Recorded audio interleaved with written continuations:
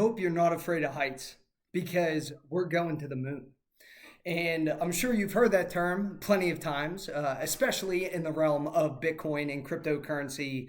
But today's video on Viva La Coin, we're actually going to talk about why Bitcoin is at the price it's at, why everyone sees it as such a valuable asset, what gives it its inherent value. Are we all insane because it's some digital line of code that has no value and is destined to crash?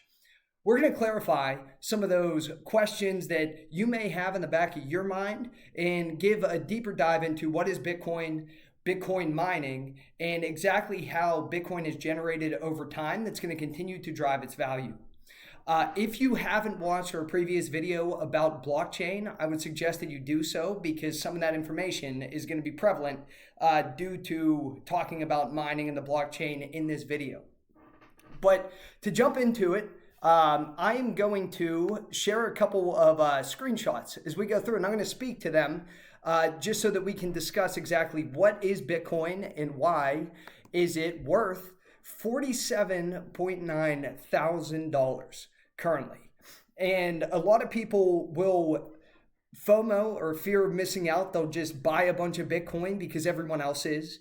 And across the previous bull runs and the last couple times it's gone up, what happens?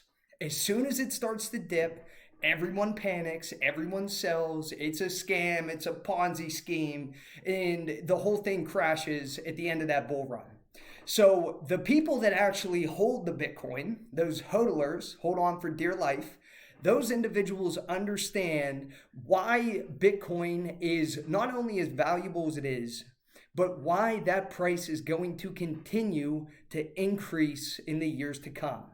So when we look at Bitcoin in general as a byproduct of Satoshi Nakamoto's original blockchain that's pushing those transactions through, we want to discuss how it is mined, how Bitcoin is generated. So as a byproduct of that blockchain, initially back in 2008 to 2012, every blockchain that was pushed through would generate 50 Bitcoin per block. And this is just talking about back in the day, there were 210,000 blocks that were mined over a certain period of time.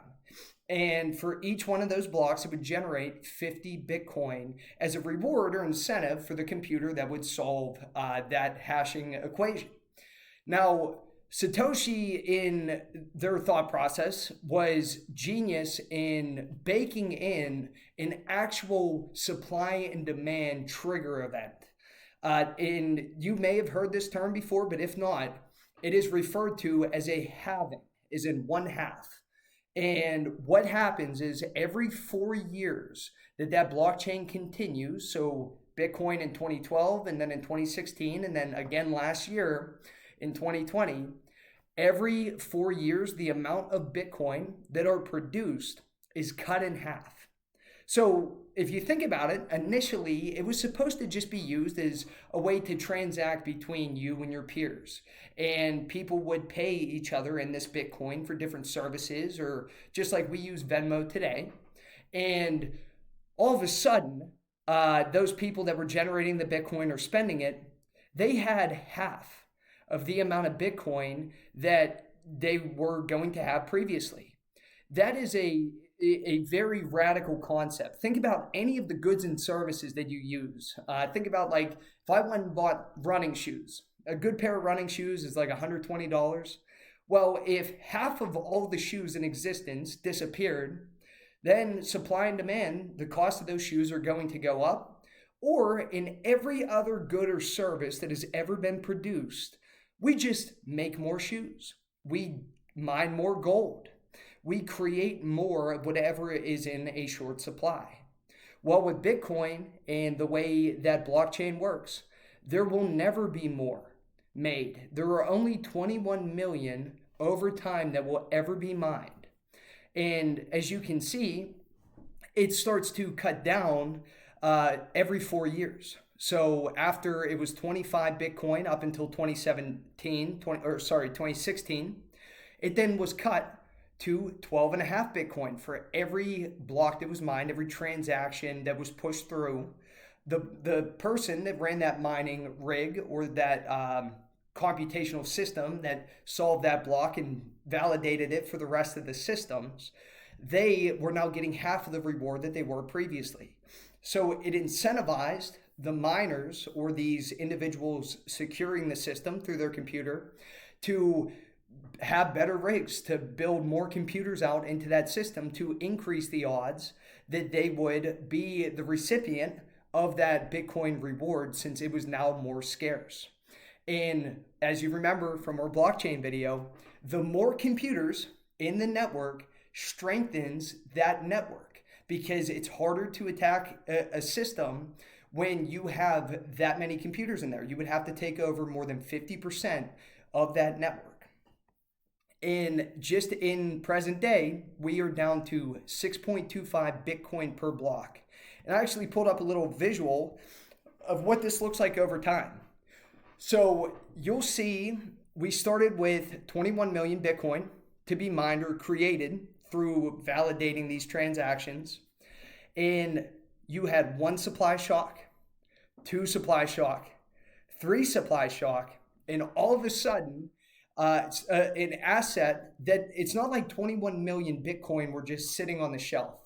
And one day people just started buying them and saying, oh, Bitcoin's valuable now. They have to be generated, and the amount that you could generate was diminishing, and no one had any control over that. So for the first time ever, we have an asset that is scarce like gold, but we cannot produce more of it. And instead, we actually produce less of it over time, and there's nothing we can do to alter that trajectory on that blockchain. So as the miners started to generate these larger and larger computer systems, this graph is just an example of mining pools that people would put together, and it's showing big groups, like there'd be 1,000 miners in this one and 1,000 miners in that one and maybe 100 miners in this one. People would get together, and just like you could work together on a group project, people would join the combined effort of all of their computers to try and be the team that would solve that next block. And then they would split the rewards amongst themselves. And that still goes on to this day. It takes an astronomical amount of energy to mine Bitcoin and to run these supercomputers day and night to generate that reward to solve those equations.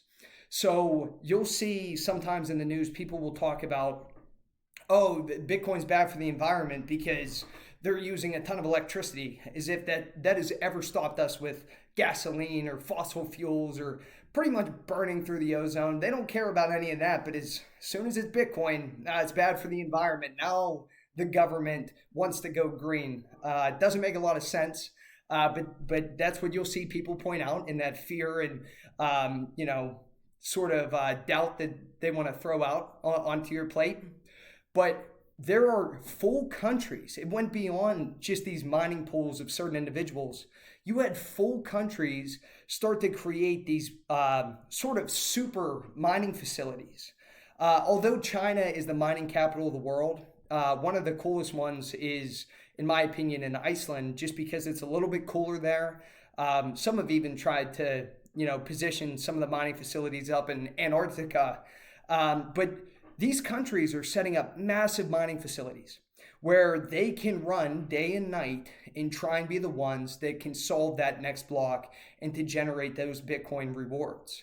Now, as it continues to diminish every 4 years, you can imagine that it is going to continue to drive demand and continue to become more and more difficult to solve those hashing equations, because in the blockchain, it is designed so that each block that comes next is more difficult to solve than the last.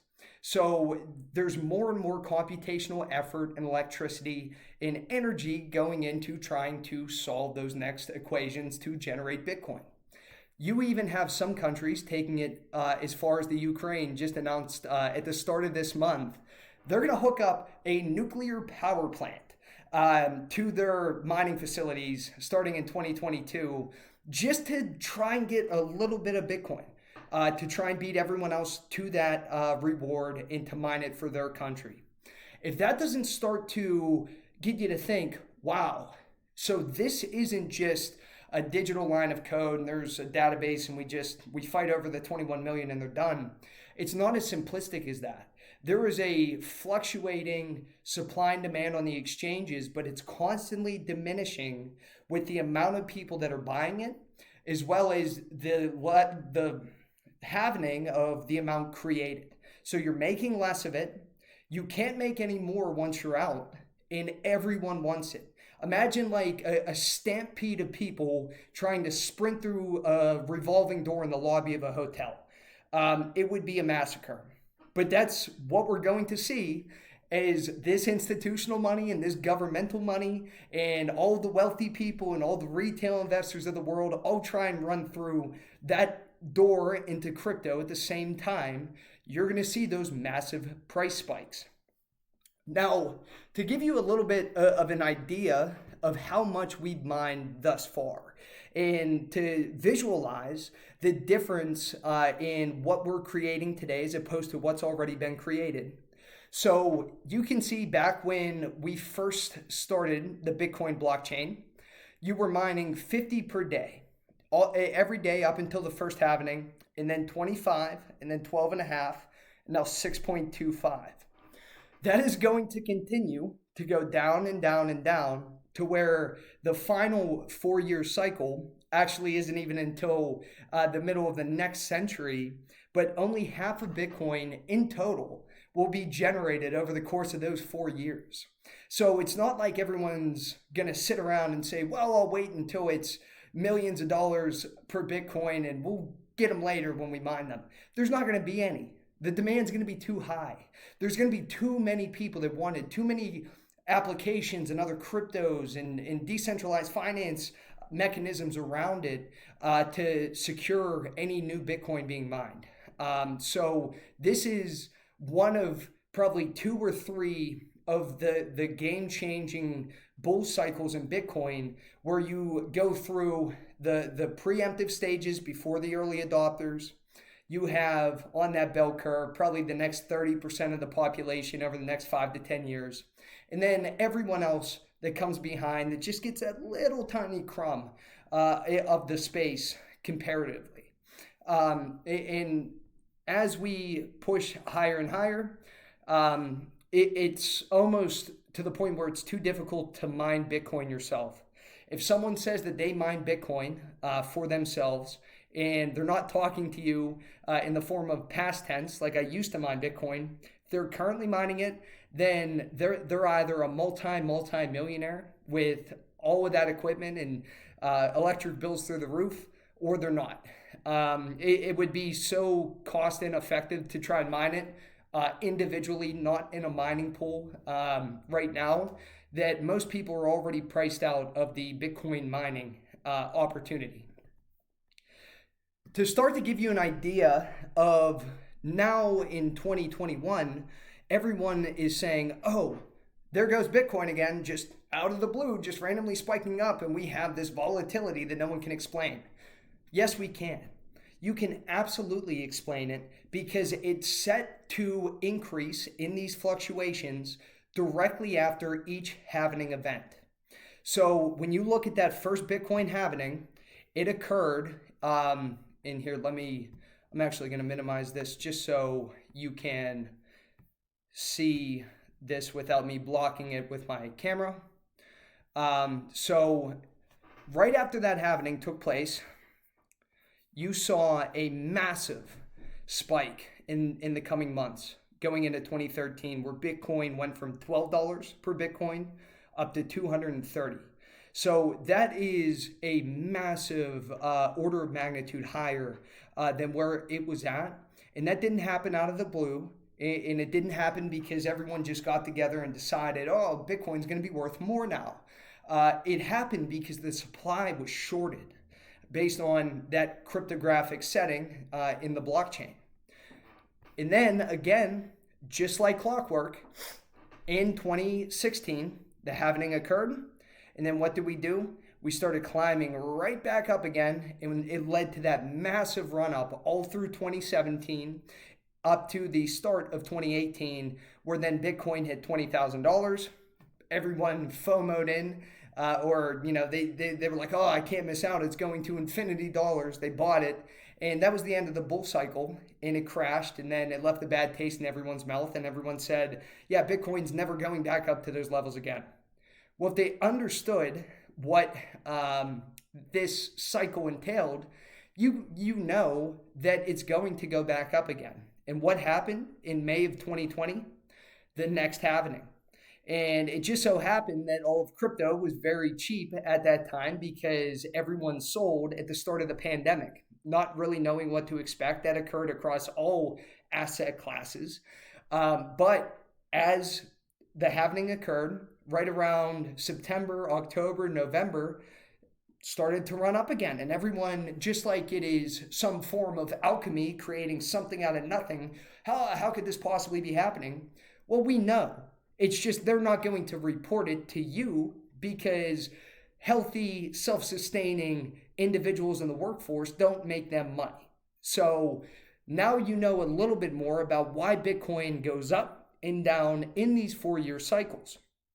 But how do we pinpoint a little bit more accurately where we think the price is going to go in this year, in 2021, and more importantly, where is it going to go in that final big bull run when everyone is still new to the space and the institutional money's flowing in and the governmental money's flowing in? Where are we going to be around that time?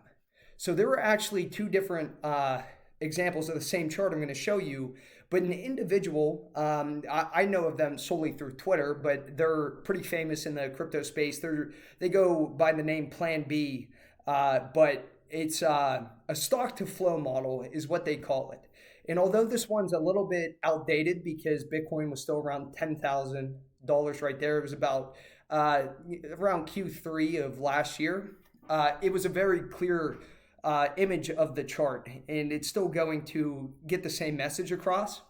So this model, the stock to flow model, is based upon the amount of Bitcoin mined and how that decreases, the amount of Bitcoin available on exchanges that isn't in hard storage or that people didn't lose when they were throwing their hard drives away back in 2011 because they didn't know it was going to be worth any money, and how much people are still buying it, how quickly that supply is diminishing.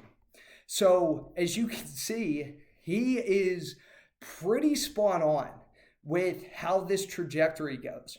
Now, I'm going to show you an updated version of it, but we are right about here, further up. And as you can see, by the end of 2021, we should be teetering right around that $100,000, $200,000 area. And I'm sure you've seen price predictions of banks or people putting out this information of, oh, well, it's going to be 300,000, 400,000. Well, I tend to agree with them, but that's only because at the top of each of these parabolic runs, as you can see, we tend to overshoot a little bit each time. So we'll probably overshoot and wind up more around that $300,000-$400,000 range. If that's the case, again, I'm not Nostradamus. I can't read the future, and I'm not even a financial advisor. Remember, if you listen to me, we're all going to be poor and broke. But just take it with a grain of salt. But I think that this model has been incredibly accurate thus far.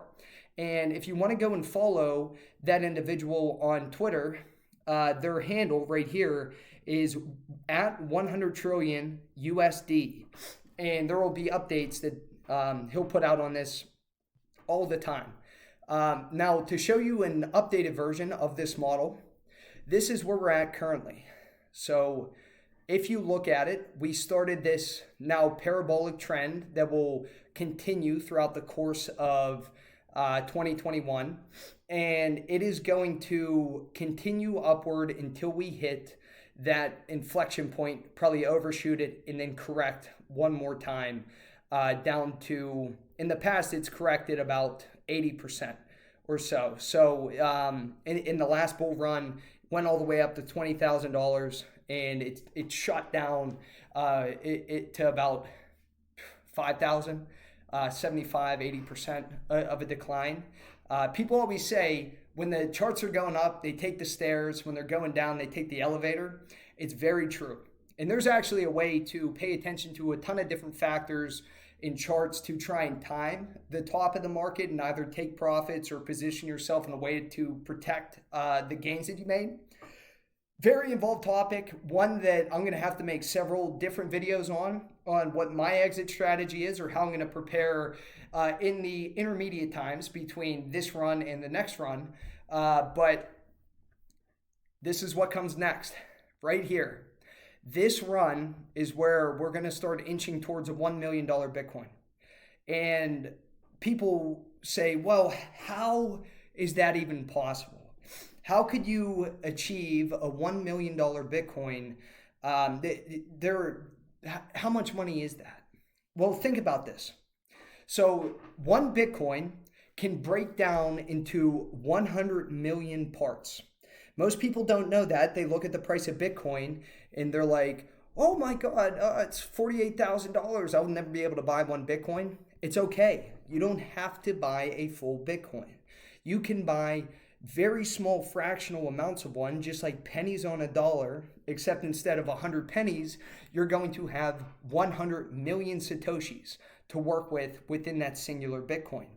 So since it's expansive in nature, you don't just have the price of Bitcoin and it's an asset class in and of itself. And even if it replaced just the gold market as a store of value, because it can be used not just as a store of value like gold, but it can also be sent back and forth like in a form of transactions like gold can't. If I walk down to Rite Aid and I slapped a brick of gold on the table and tried to buy a pack of gum and a protein bar, what am I going to do? Take a hammer and chisel out and break off however many grams of gold and like pay for it that way? It's impractical. It doesn't work. But Bitcoin replaces gold, and it's actually a better, more functional use of it in how you can spend Bitcoin and preserve it and protect it and own it yourself. But the gold market cap, or the total amount of gold and value that protect those assets, is about $11 trillion across the world. So $11 trillion for covering the price of gold in total, that would put us right around a $625,000 Bitcoin, because you have 21 million Bitcoin, but around 2.5 million of those Bitcoin were lost in the early years when people didn't know that they were actually valuable or worth anything. So instead of it coming out to being around 500,000, it would probably be around $675,000 per Bitcoin to take over the gold cap. That's not the only debt or expenditures or assets that we have. The housing market in the US alone is trillions of dollars. The housing market in every country is trillions of dollars. You have the derivatives market, which I'm not going to go into this video, but if you want to look up how much in global derivatives are there right now. Just look it up. I think the number may give you the chills, because it's the same type of irresponsible debt in leveraging and borrowing that put us in the collapse in 2008. But Bitcoin can still continuously expand and cover all of it. So over time, we can go from a $500,000 Bitcoin to a $1 million Bitcoin to a $5 million Bitcoin to a $10 million Bitcoin.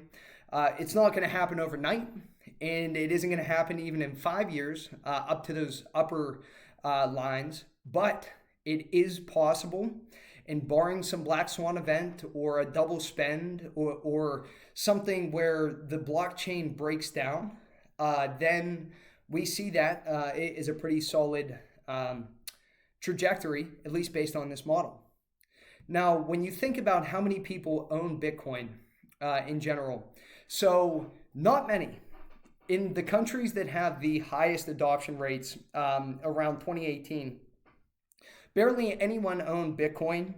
And since we haven't really gotten too far into the weeds of this bull run, not many people were so excited to jump into cryptocurrency when it crashed in 2018, up until when it was almost at its all-time low point in a couple years back at the start of the pandemic in March. So not many people own a lot of cryptocurrency. This space is still incredibly young, and there is a ton of money, trillions upon trillions of dollars that can flow into this market. You are essentially purchasing what will be in the future a piece of the global Federal Reserve. Think about that.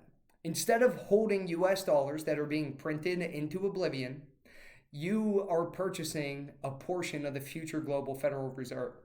That's how I view it. That's how many professionals in the space view it. And that's exactly how Visa and MasterCard and all these banks that all of a sudden realize they can't stop it. They can't lie to you forever. And even if they blocked it in the US, every other country's mining it and using it as well. They got to jump on board just to make sure they don't sink like a stone. We're barely to the point where we only have, on this timeline, at least up until end of 2020, around 2.5 million people that have 1/10 of a Bitcoin or more. So that is pretty shocking to think about, because when you think, oh, well, there's 21 million Bitcoin that can break down, I'll just go buy some when it drops back down to 5K. That's not going to happen. And the reason for that is you have 10,000 billion-dollar businesses around the world. You have about 45 to 46 million millionaires, 200 governments and territories, and 7.8 billion retail investors that are all about to rush through that revolving door of death to purchase about the final 4 million Bitcoin left. If you took all of the other businesses and governments and everyone else out of the equation, and it was just the retail investors, you couldn't even get 1/1000th of a Bitcoin if everyone bought it at the same time. So that's why it's important to get into this space early. And when it does correct, most people believe now that all the institutions are purchasing it and they see more of a long-term value with these halving cycles and how it's going to continue to increase, they are going to hold that. Some have already said, we're going to hold it for 100 years. We're not going to sell it. So in those massive dips that we had at the end of the previous bull runs, they're going to be less volatile moving forward, because it's not just retail investors panicking and selling it while the banks are telling them that it's a fake form of asset preservation. It has a little bit more concrete backing to it. So I hope that this clarifies a little bit when it comes to Bitcoin, why it is worth what it is. It's not just like all the other cryptocurrencies when you can just print out 1 million every single day. Like if you, listen to me, if you buy Dogecoin, sell your Dogecoin. There's an infinite amount that can be produced. And right now, it went up to what, 7 cents? That was at like a $5 billion market cap. Just to press the GameStop thing through the roof, that was an international story that took $20 billion and everyone's coordination. To get Dogecoin to $1, it would take like $100 billion. And then everyone would dump it because it doesn't have some utility purpose or some other reason why it's functional. And it's very impractical to put your money into. Elon Musk loves it because he is a big fan of memes. And that's it. And he likes a good joke. But he bought $1.5 billion in Bitcoin last week. He didn't buy $1.5 billion in Dogecoin. He didn't buy $1.5 billion of gold. He bought $1.5 billion worth of Bitcoin. And other institutions, and other companies, and other banks are going to follow suit. And I'm going to put together a video talking about not only who has already purchased, who has entered the arena, but who in the past said that they would never purchase. And they told you not to purchase, and yet they still went and did it anyway behind your back while telling their billion-dollar clients, hey, you should probably buy some Bitcoin. It's shocking. It really is. These institutions, the people that don't want you to understand this, that tell you it's too volatile, that the market doesn't make any sense, either they're also in denial or clueless, or they believe you're too stupid or poor to figure it out. And as cynical as that sounds, it is the truth. When you dig deep enough into this, that is how the rest of the world and every authoritarian government that doesn't want their people to be self sustaining or have their own voice, that's how they treat it. And that's how we treat it here to a certain extent, because these banks and these institutions, they own everything in the system. They own the politicians because they pay for all the lobbying. They own all the regulatory boards. They own the Fed, and they can just continuously bail themselves out with your tax dollars. And the one thing they can't own, they're going to tell you that you shouldn't own it because it's too dangerous. But they'll buy it. They'll buy it all, nice and cheap. Then they'll sell you one fraction of it for 500 times the cost and pat you on the head and say, hey, thanks for playing. That's what's happening. And the more that we get this word out and the more people understand, we will be able to start to get people into this space before it's too late. So what I want you to do, subscribe if you haven't, please. I hope that this was beneficial and not too much information. It's a very difficult topic to just glaze over from the start, but it's important to know. Don't buy things if you don't understand them. That's gambling. You're gambling on everyone else's take on it. Do your research because there is tangible value here. If this did help you, go ahead, drop a like on the video, and I want you to share this. Share it with anyone else in your life that needs to hear this information or maybe needs to broaden their horizon on the concept of how can a digital asset be worth money? Because it's the only thing that we cannot produce more of, find more of, make more of.